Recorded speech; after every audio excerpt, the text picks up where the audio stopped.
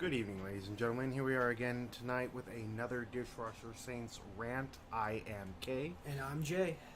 And this is our second podcast / video.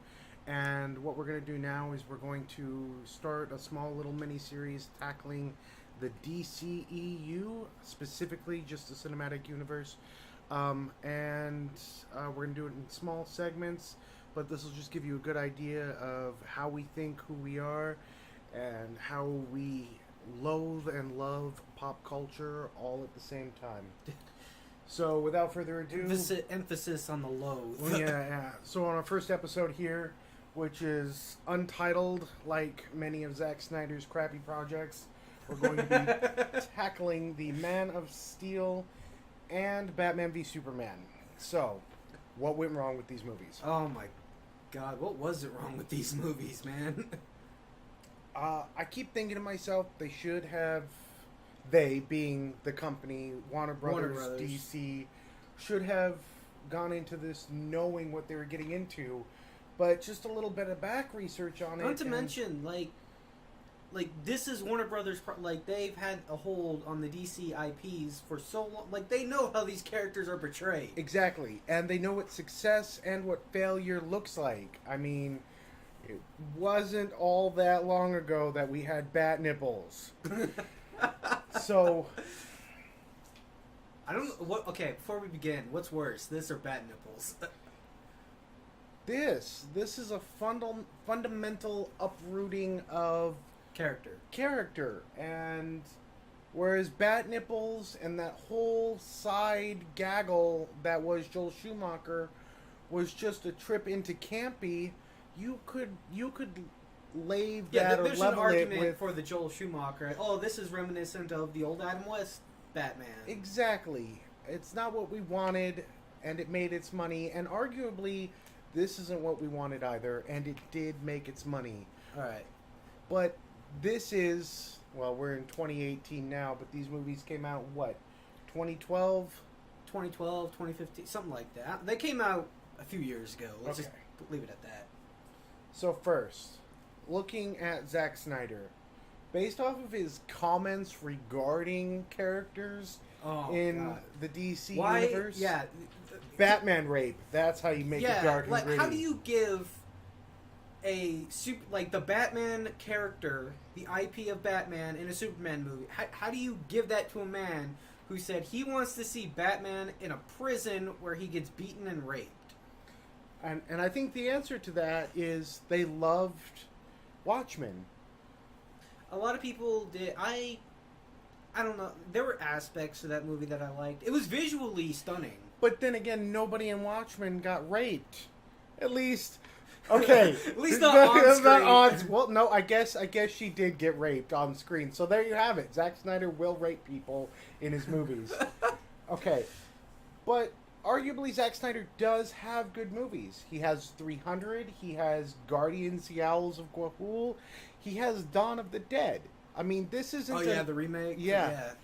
Yeah, that was an enjoyable movie. This is not an unproven director. So... maybe handing him the reins to Man of Steel wasn't a bad idea. I just think that he has a style that doesn't fit this character in particular. Superman? Yeah. I would have to agree. And one of those stylistic directions I want to talk on real quick is just the lighting alone. Yeah. I want to link it in our video description, but Video Labs in 2015 put out a short video that just brightened the scenery of the movie. It changed the entire, not the entire color, made it more vibrant. It looked like a Superman movie, it looked like a Superman comic, and it pulled it way out of the dark gutter.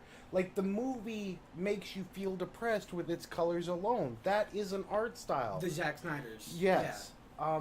I mean, don't get me wrong, I mean, for the movies where it fits, his stylistic choices are very awesome. Yes. So we could arguably excuse that color palette in Man of Steel, except nothing in Superman has ever been that dark. Color-wise. Color-wise. Color-wise. But then you have to go on to, okay, so directors have, they can make artistic choices, but Zack Snyder didn't write Man of Steel. David S. Goyer did. He also wrote stuff for Suicide Squad, Batman v Superman, Dawn of Justice, like... Okay, so we can definitely pinpoint where a lot of the story elements gone awry. We have a... Yes. We know where to point the finger at. And it's not that David S. Goyer hasn't had great films either. So, I would say that Man of Steel was a combination of artistic choice gone wrong. As well, I would also say probably studio interference, because you have when did Man of Steel come out in like the? I want to say 2012. Let me look real quick here. I want to say 2012. Nope, 2013. Okay, 2013. You already have. Okay, you had the first Avengers out by then. Yeah. And so they're trying to play. I mean, this is their first movie in their huge lineup, and they're trying to play catch up. Huge lineup. They're huge lineup. Well, look at the characters they're starting to tackle now. Well, I know, but their huge lineup was all hinged on these 3 movies, and they're still moving forward. That's for another time. But huge lineup. They roll out with Man of Steel, and there were some amazing things about this movie. I liked how it tried to go in like the inspirational route where he rides like he becomes a symbol for humanity rather than like a god figure or something. I didn't get that in this movie. Scary alien comes and destroys a city. No, I'm saying, a tragedy like, worse okay, than 9/11. If you watch the original trailer, but that seems to be kind of like the theme they're trying to go. A man like becomes a symbol for humanity, of hope, of strength. I get that, but that's not what the movie portrayed. In fact, that's not even what we don't even really get that. We get a depressed man who's almost willing to let society crumble until some random priest is like, "No, you should do the right thing." Like, yes, when I look for moral stability, I go to random priests. Like, it's great. That feels like it's right out of the Tudors. That feels like that's something Harvey Keitel was like, "Yes, this is right." Insert altar boy joke here. Exactly. But the portrayals of some of the characters, I absolutely loved. Michael Shannon as General Zod? Yeah, he wasn't bad. Everyone, including Amy Adams as Lois Lane, I liked what they brought to the table. I liked her in this movie. I didn't like her in later movies. Exactly. I think she was like kind of unnecessary in some aspect. But then you have the death of Jonathan Kent. Jonathan Kent. Thank you. Tornado. Oh, I'm sorry. Yeah. I'm sorry. Like Superman or Clark or Teenage Clark or Wonder Boy or whatever you want to call him at this level of his life is faster than a speeding bullet. He is fast enough to pull his father out of a tornado and not be seen. It's not like everyone was looking at Clark like, "Are you going to be Superman now?" No, they were looking at the big fucking tornado pulling cars into the sky. I'm sorry, if somebody in the background randomly disappeared, I'm not going to see that. And if the dude in front of the car is sitting there going, "No, I'm taking a hit for the team," magically disappeared, I would think, "Oh, homie got sucked up by a tornado." No! And somehow he lived, like, oh, homie got lucky. Homie got lucky. No, but the thing that I didn't like about the Jonathan Kent death is, like, when Jonathan Kent dies, it's supposed to represent that Clark, as this superpowered being, can't save everybody. Exactly. He has to learn and accept loss. He can't beat everything. But Superman can actually beat tornadoes. Like, he goes in reverse. The Flash can beat tornadoes. The Flash can create tornadoes. Exactly, too, so. exactly. This isn't something that he can't stop. This is lazy writing. This is just how Man, do you we gotta kill. okay, you I'm gotta sorry. stop with the Deadpool Deadpool's references. all over the place for me right now. But just how do we kill Jonathan Kent? What is the most memorable way to die? Tornado. It was more memorable when Bill Paxton was riding in a tornado, hooked with a seatbelt or waist belt. Twister, yeah, like that was memorable. Hold up, I'm taking this one for a team. Like, no, you can't do that. Okay, how would you address the arguments that say, well, that was so that he wouldn't, because the world wasn't ready to see him with those abilities yet. They wouldn't have seen him faster than a bullet. When is the last time outside of a Matrix or John Woo movie have you seen a bullet move? Fair. Okay, like, oh, no.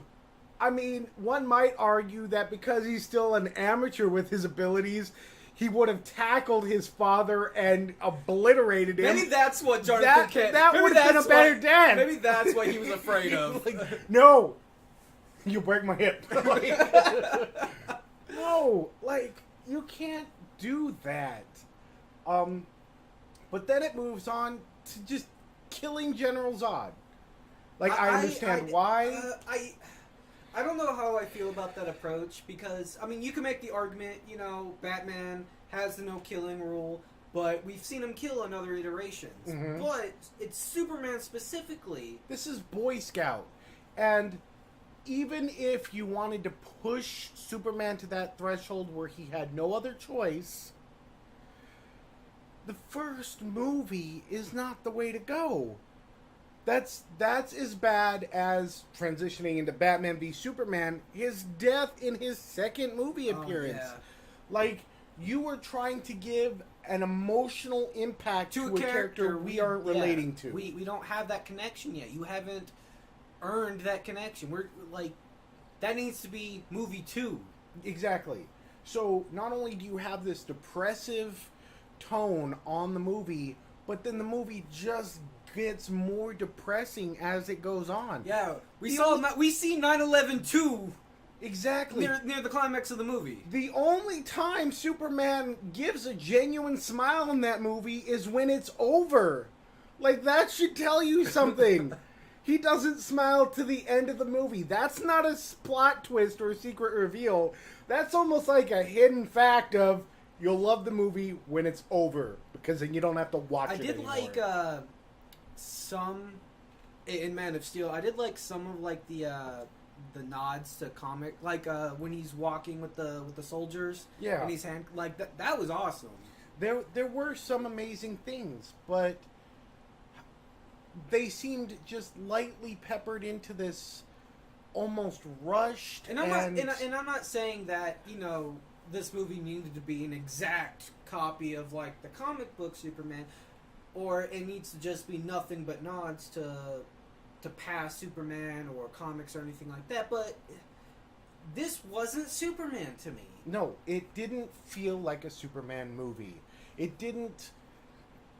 It was so far removed from the feelings you get when you see Superman. Like, I can go I recently, what was it, a couple months ago, mm-hmm. for the first time actually sat down and watched from start to finish the Christopher Reeve movies. Yeah.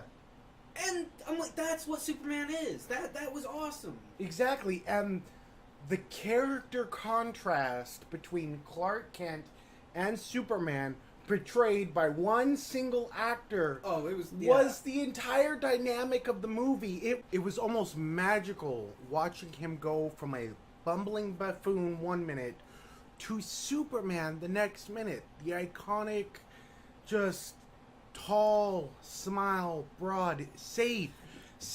Like, you feel safe in his presence. He feels like a hero. Exactly. He feels like a hero. You don't get this here. You get Bear Grylls with a beard. Oh God, the trees in the truck. Do you remember that scene? Vaguely. What was that? Was that teenage temper tantrum? Like, no. Anyways, so that's Man of Steel. Again, there are some great points Yeah, there's a great moment. To me, that movie falters when it comes to character portrayal and just stylistic choice and story plot. Like, so there are plot holes in that story. And the entire city is gone. Like, Yeah, I think, filming This- 9/11 2.0 was a bit extreme. this was the 9/11 Michael Bay Deluxe Edition. Like, it was bad. Just throw some robots in there and it would have been... It was bad. China would have eaten it up. And just, like, the hopelessness of the characters around them. The girl who was trapped under the rubble, like... The hopelessness in that. And Superman didn't save him. No, that's not a Superman movie. Yeah. Anyway, so now we have to bring this character. transitioning from Superman's first movie, let's go into his second, but not really his sequel, but not really his sequel. So now we have to tackle two things at the same time. One, if there's any possibility, the smallest chance that he could turn evil, we have to kill him. But don't you goddamn dare kill the Joker. Batman 2018. I think that was more or less like 2050, but I get your point. I get your point. And then We have to take that as absolute fact that he will. Absolute fact. Like, this is the most... Oh. Again, written by I let me double check. I think it's David S. Goyer. Yep, David S. Goyer, and directed by Zack Snyder. So, your first movie was not a hit with fans. I mean, Cash grab. There were some people who liked it, I'm sure. They teased this movie before they even actually filmed it. They gave you this shitty Comic-Con reel of Bat Signal, Mech Suit, Superman. No. The first when they announced this movie, it was announced as like a Superman sequel, and it had the Superman symbol, and then behind it, it lit up, and then you see the bat symbol behind it, and the whole crowd goes fucking apeshit for it. So what did they think that meant? That meant that they wanted to see the worst fight between Batman and Superman possible? Well, let's not skip ahead to the fight. No, okay. Let's tackle, first of all, I will admit, as much as I do not like Batman v Superman, I will admit the first, 5, 10, the opening scene, that was pretty good. Where Bruce Wayne is running through Metropolis and all the buildings are falling out. They did connect the stories pretty well. It gave you a pretty good insight into Bruce Wayne / Batman's state of mind. But that's... I'm just saying I liked it. It was a good connector. It wasn't even like badly filmed. No, it was pretty decent. And honestly, what blows my mind is the first 10 minutes of Batman v Superman is brightly lit. Like, where's the ash from the buildings creating your dark tone that you later paint the movie with? Oh, you didn't see that? Oh, Bruce Wayne runs into it. Runs into it. Okay. And then he comes out and he's like all grizzled and yeah. All right, look. I can't imagine where you go, here's one alien fighting another alien to save our planet. The alien that saved our planet is now a threat. I understand the possibility of a threat. I understand countermeasures to that threat. Yeah, countermeasures, but not full-blown action. So I understand the going after of kryptonite that magically is a part of this world now because it came with the other ship from the Phantom Zone, not from the planet that... Kryptonite is radioactive. No. Zack Snyder. It's radioactive Zack Snyder. It's radioactive Zack Snyder. He looked at it, it's kryptonite now. But, so I understand Batman going after that. I don't understand why he specifically decided to go after that. I have a question. Huh. In Man of Steel, right? Did it ever explain how Zod and his other leaders got out of the Phantom Zone? No. And two, did it explain how they got Kryptonian ships when their entire planet was destroyed? Okay, yes. So I believe it explained they got out of the Phantom Zone by the planet actually Blowing up. blowing up. So they weren't even in the Phantom Zone that long. I guess not, but they managed to float around empty space, not as superhumans, as beings that need to eat and breathe or they die. Because they weren't around a yellow sun. Exactly. They floated around in space until they found other Kryptonian ships and kind of like rigged them all together to create a world terraforming ship that they magically just decided to follow. Are you sure? Yeah, yeah. Because I haven't. I'd have to go. I'd have to go back. No. They decided they were going to follow the beacon of Kal-El's little baby ship, just to exact revenge on Kal-El. And while they're at it, passing all of these other worlds that are perfectly terraformable, even though that's not a word. No, they had to terraform it. Anyway, so they're going to destroy an entire planet. Right. Like the world's most inconsistent villain next to Jesse Eisenberg's Lex Luthor. I know we're off the topic of Batman v Superman. Did it explain why they needed to terraform Earth? I mean, if Kal-El could live on there, I mean, he was born on. Yeah, they didn't want superpowers, bruh. They wanted to mate and have kids. Did the oxygen? When the oxygen like poisonous to them or something? No. Otherwise, General Zod wouldn't have been able to be like, I've studied my whole life in discipline. I can now best you on a planet you grew up on. Yeah, I need to rewatch that movie. But okay, back to Batman v Superman, because holy crap. Alright. So, we absolutely must have a means to stop this alien. How does Batman know Kryptonite's going to hurt him?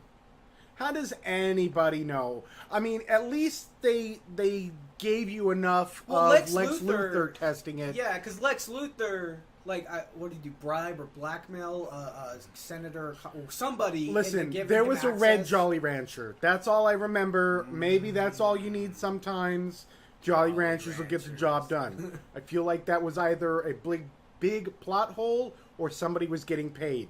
Jolly Ranchers, Batman v Superman. Batman v Superman, sponsored by Jolly Ranchers.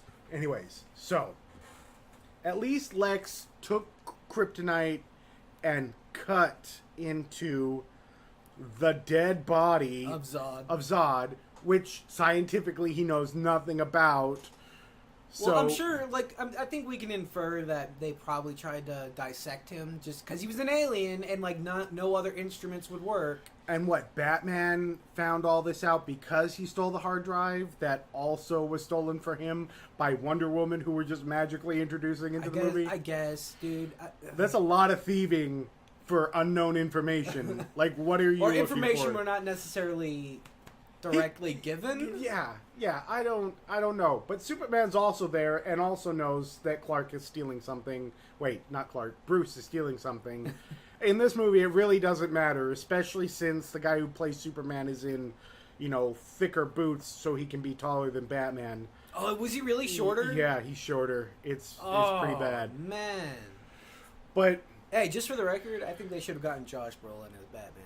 Just especially given his recent work. Not to get on the Deadpool train, but man, you need to stop with the Deadpool. Josh Brolin nailed it. Like, he has the gritty older look. Ben Affleck is from Jersey. He looks Jersey. Like, he smells like Jersey. Yeah. I mean, at this point, putting Ben Affleck in there is almost as bad as putting Johnny Knoxville. Like, it doesn't work. Hey, don't knock my man Johnny Knoxville. He at least would have done his own stunts. There's some money right there they could have saved. The boy wonder, Johnny Knoxville. But freaking fracking. So, even with the entire internet losing their minds over the casting, we're going to go ahead and just cast Ben Affleck as Batman. Oh, and nobody liked him when he got cast. Nobody. Surprisingly, the only good part of that movie. Yeah, Batman v Superman, yeah, I was thoroughly surprised that Ben Affleck was able to pull it off. However, and I know we're not talking about this now, I'm just gonna say it so people can, like, I guess, ferment on it, if you will. Mm-hmm. He sucked in Justice League. Oh, we'll get to that later. That's part 2, Fat Fleck. Anyways, but Batman v Superman. Yeah. Okay. So now we are tossing in multiple characters that are unproven and do not have a backstory to go off Talking of. about Wonder Woman and Batman. Wonder Woman and Batman. The introduction of Kryptonite, which should be, in my opinion, a standalone Superman movie. No, I think that should have been at the end of Man of Steel. All right, we're done with Man of Steel. Let's move on to You Batman. can't toss Kryptonite as a major plot point in a movie cram-packed full of things that you have to explain. Okay, yeah. And then, look, I don't know if it's a knock on Jesse Eisenberg because he's played some amazing roles before, or if it's a knock on the direction of the movie and what they What wanted. are you talking about? He played a really good Joker in this movie. Oh, God. That's the problem. He played Joker. He played like a manically depressed, Ritalin-infused, Fortnite-posting Oh my Snapchat teen with way too much time on his hands. Oh my If God. you have time with all of that money to piss into a jar, sneak it into Congress, and give it to a congresswoman just to insult her before you blow her up, Was it Congress or the Senate? Oh, It who doesn't cares? matter. Who cares? if you have that kind of time on your hands, just to insult before you kill. Speaking of which, I'm glad you brought that up, because I'm going to circle it back to character portrayal in this movie, especially for Superman. What kind of dumbfounded look was that when the whole place, like, blew up? Like, he was like, oh, They're dead. everybody's dead. Everybody's Oh. dead. Like, oh. And I don't know if that's Harvey Keitel or if that's direction No, again. I think that's direction, because when he comes back in Justice League, and I'm sorry I'm taking it to Justice League, but we need to compare here. I liked him as Superman in Justice. He was better. Again, is that he's had more time and experience in the cape and cowl? Is Cape that and Cowl. Superman. full- I don't even know because they took away the underwear. I figured it's got to go on his head. Oh, so we all- got Dub going so now. So okay, all superheroes look the same to you. all is that it? superheroes look the same. Man, that's racist. Heroist? I don't know. In Wakanda, we trust. Anyways, Amen. but so Killer Batman, because that's what he is now, on a mission to kill an unstoppable Okay, alien I being. didn't have a problem with the killing. A lot of people. I didn't, but that is a direction, that is a risk they took with Okay, this movie. But they did the same thing in Michael Keaton's Batman. It's a wee bit subtler. Like, it actually had to be pointed out to me, and I've seen that movie a billion times. Oh, it had to be pointed out to you when he straps a bomb to a clown and throws him down Yes! the sewer grate. Because that just says clown to me. Bonk Jack in the Box. I don't know. Look, it was a much darker portrayal, in my opinion, than even Tim Burton's Batman. And I think it worked. It did. It was brutal. It was gritty. And honestly, I think for an older Batman taking inspiration from The Dark Knight Returns, they did a great job. I really liked the suit that they designed for this movie. Yeah. I thought it was amazing. I even liked the mech suit and the mech voice. Oh, that's what surprised me. The Batman voice, the modulator. Yeah. The first time I heard that, I'm like, oh my god, I actually heard it in the movie. This is actually really good. Like, this is a good concept. This is interesting. I like this. Exactly. Surprisingly, I liked it. Okay, so real quick, the fudge of, we're going to introduce a universe with, here's a flash file of the Flash Oh. and a flash file of Cyborg. That was the most half-assed, lazy way. Oh, so you could just see it was lazy writing. Just I'm not going with Deadpool. No. It was just so. It was the most lazy way to introduce characters. And that felt like a studio decision to me. That was purely, we are not going to put the time and effort into individual movies to grow a franchise. We want to capitalize on your money now because you're going to come see this even if you don't think it's going to be good. You're still going to come see it. You're going to come see it because you're going to hope it's going to be good. Like, that is crappy business. That is the same kind of business that spawned the Bat card in Bat Nipples. Okay. No, that was just campy. This was just bad business. Ugh. No, it turns out Warner Brothers actually gave Batman a black card. A black card, yeah. Anyways, so. All right, so most of the so the plot basically of Batman. First of all, I think most of this movie is boring. Mm-hmm. It's basically Batman investigating Superman, Superman investigating, or Clark Kent investigating Batman.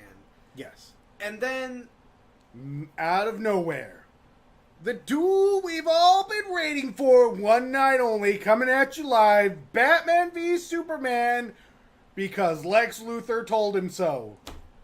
Oh yeah, because he, kidnapped his mom. Yeah, and threw Lois off of a building. And just angry, depressed Superman is like, okay. Now, I will give them credit. Watching that movie, Superman did try to, talk to Batman. Yes. But that is a complete 180 from The Dark Knight Returns, where Superman was there to put Bruce down or take him in. I think you can't compare this movie with that because it drew inspiration, it drew imagery and stuff like that. Yes, but you can't compare this with that. Completely different context on why they are fighting. Except here you have a nearly immortal being who gets angry because he gets shot with a couple of bullets and sound waves. I think it's more or less he got angry because Batman wasn't listening to him, and his mother's life was at stake. I'd probably get pissed off too. I get it. I do. But that's when you go grab a telephone pole and you wrap it around him. Now listen! Or you just fly up a few meters and you start screaming at him until he listens to you. There are other ways, yes. Yeah. The method or the reason as to why they begin fighting is not the best. Exactly. In my opinion. And then the progression of the fight, it starts off okay. For a brief shining moment, starts off really well. They introduce the smoky kryptonite. Yeah. Ooh. I also liked what did Batman say? You're not brave. Men are brave. And then he smashes Superman. I'll give it to you, but that just felt like a one-off to make Batman seem superior over. Yeah, but not something Batman would typically say. It would have been better if he was like, "Tell your alien friends about me." Who are you? Batman. I thought you were Bruce. I don't know, but so Batman starts beating the crap out of Superman. And that fight was too one-sided in my opinion. It was too in the favor of Batman throughout that whole fight. We needed a back and forth. Until it looked like it was going to change, and not only did it look like it was going to change, but the movies went off the rail and just completely threw everything out of the water of what makes Batman Batman. He's punching him. Superman is recovering, and he goes to punch him, and then Batman looks afraid. He stops. He's like, "Oh, don't hit me!" Oh, no. You know what would actually happened if an actual Batman, the actual character of Batman, he would have realized what was happening, and he would have gone in for another punch while Superman drives him through a wall. Exactly. He would have broken himself to drive the point home. not gotten scared because his science didn't work. Oh no!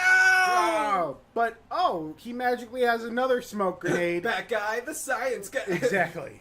Another smoke grenade that Superman is just not fast enough to stop or get out of the way of. Yeah. Even though he knows it's coming. I did like the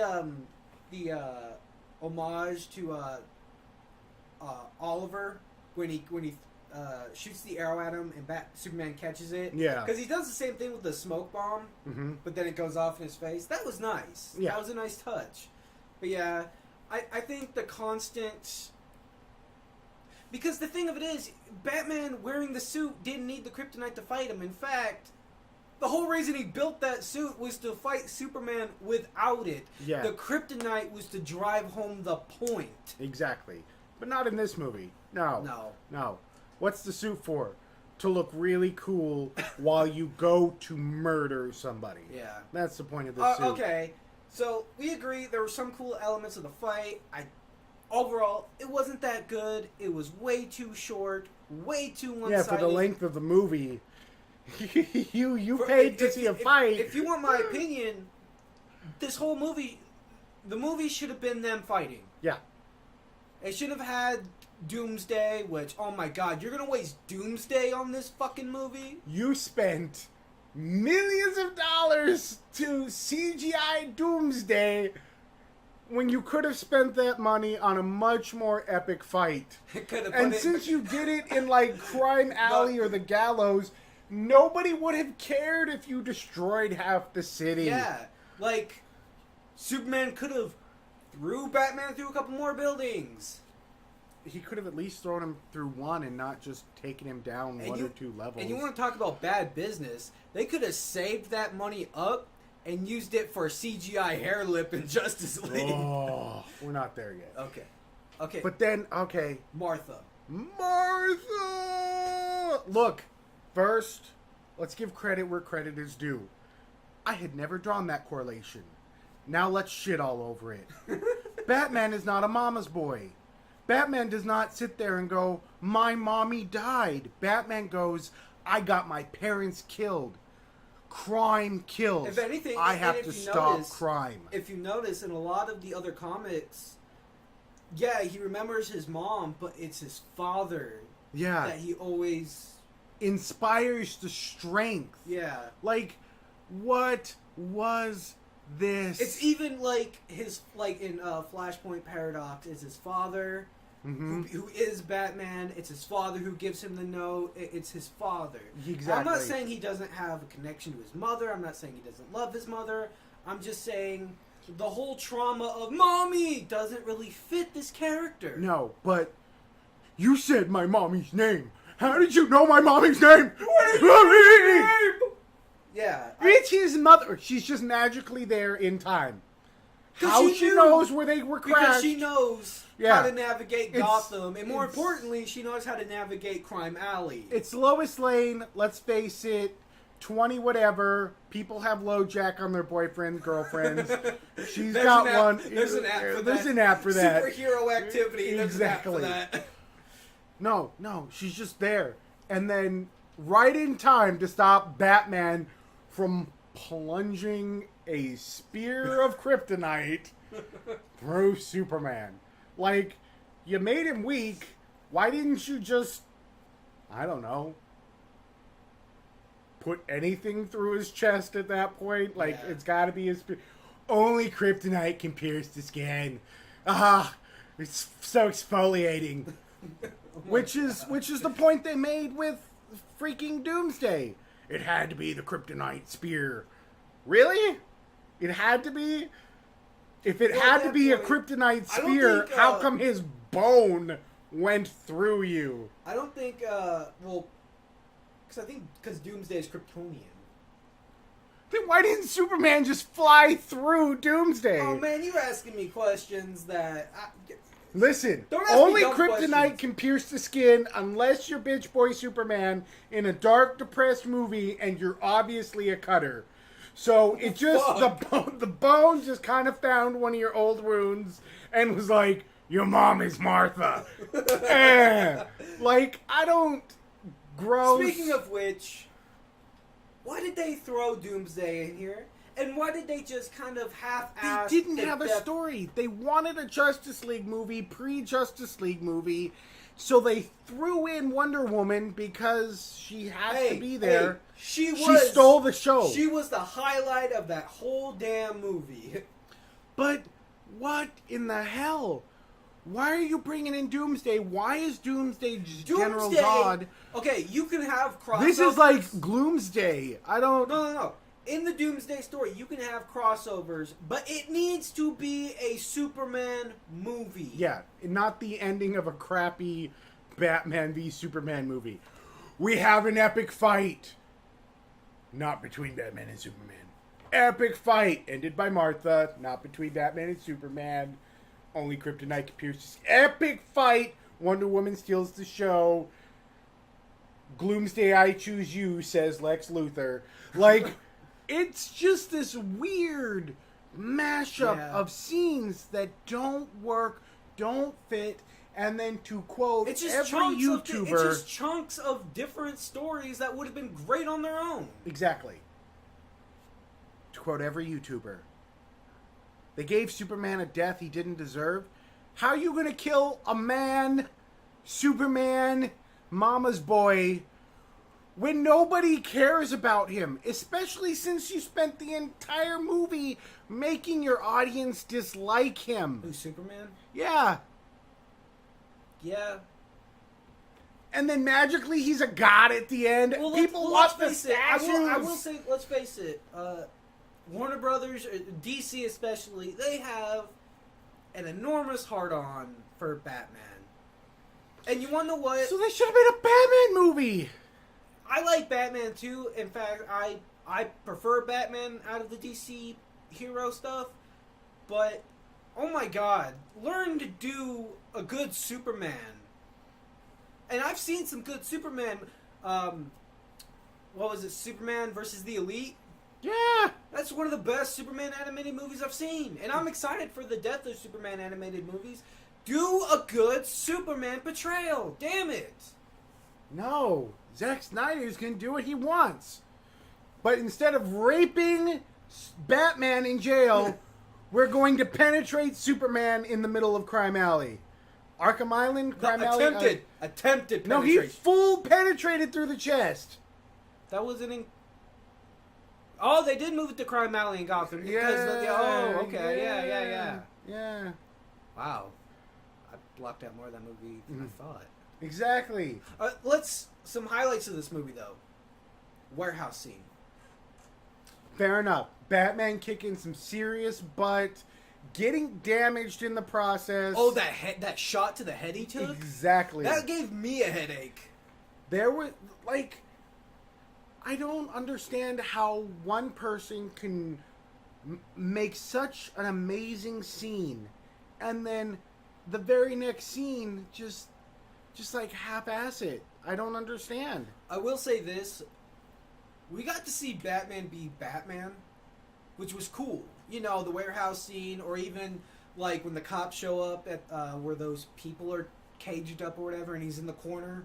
Yeah. And then he like fly. For this movie, Ben Affleck hit it home. Wonder Woman hit it home. What I didn't like, they did not show us Superman being Superman. No. We got like some half-assed clip show of him showing up in the sky, and then people are like, oh, like he's Jesus or something. Yeah. Why? Who? What? Like, I don't even understand. Yeah, I didn't like that. We should have seen more of Superman being Superman.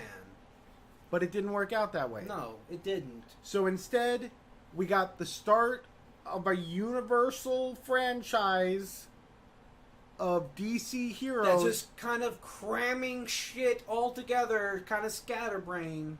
That completely demolishes a villain. Lex Luthor is just kooky as nut sacks.